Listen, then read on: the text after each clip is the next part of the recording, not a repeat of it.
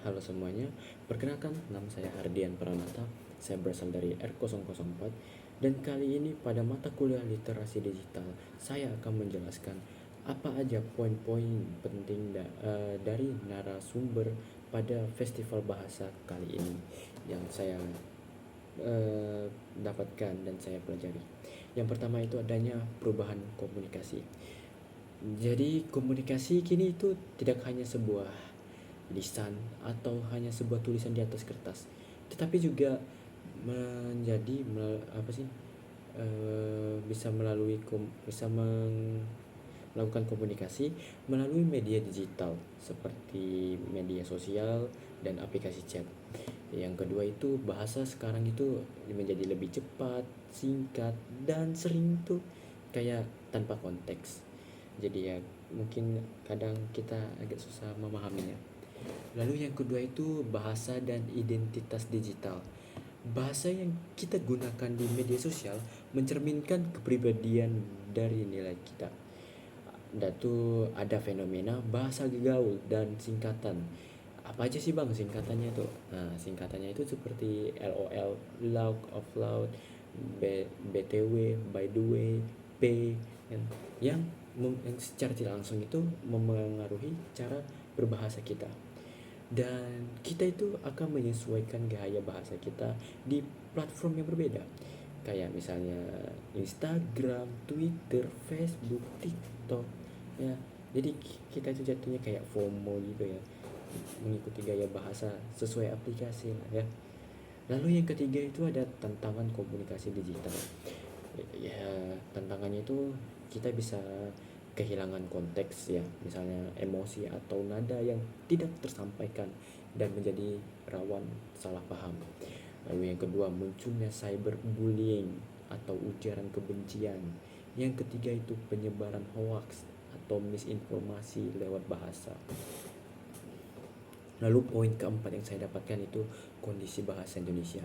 Bahasa Indonesia sebagai bahasa pemersatu lebih dari 1.300 kelompok etnis dan 718 daerah. Digunakan oleh 278 juta orang, mewakili 3,3% populasi dunia, dan sudah menjadi bahasa modern dan diakui dunia sebagai bahasa ke-10 di sidang umum UNESCO. Lalu poin kelima itu regulasi yang penting. Diatur dalam Undang-Undang Dasar 1945 pasal 38, Undang-Undang Nomor 24 tahun 2009, Perpres Nomor 63 tahun 2019, serta peraturan turunan lainnya untuk pengawasan penggunaan bahasa Indonesia. Yang keenam itu ada ragam bahasa. Yang pertama ada ragam resmi, yaitu seperti di situasi-situasi formal ya, seperti pidato, surat dinas, dokumen hukum ya. Itu biasanya itu menggunakan bahasa baku, kalimat lengkap, menggunakan nada bicara yang tersampaikan kepada audiens. Lalu yang kedua itu ada ragam tidak resmi, yaitu situasi informal ya, kayak berbicara sehari-hari ya, obrolan sehari-hari. Lalu ada kemudian di media sosial ya, itu terkesannya itu seperti lebih santai, tapi tetap perhatikan konteksnya ya. Dan tentu saja kesadaran berbahasa itu penting untuk menghindari diskriminasi atau bias. Misalnya itu penyandang disabilitas ya, mengganti orang cacat. Jadi gitu ya. Jadi jangan menggunakan bahasa yang mendiskriminasikan. Lalu poin yang ketujuh ada fungsi sosial dan etika, yaitu bahasa itu mencerminkan status sosial kita, usia, profesi, dan kedekatan ya.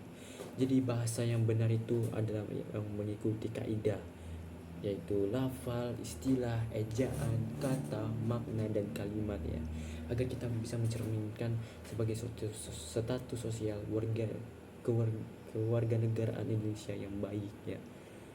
Dan ya, jadi kesimpulannya itu bahasa bukan hanya alat komunikasi, tetapi juga membangun kesadaran sosial, menghargai perbedaan, dan memperkuat koneksi masyarakat.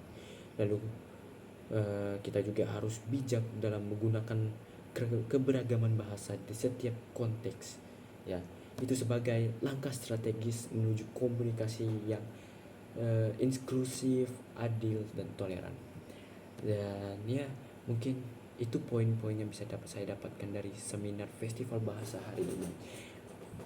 Festival bahasa hari ini benar-benar keren, dari narasumber-narasumber yang telah memberikan ilmu-ilmu yang sangat berharga sehingga kami dapat belajar.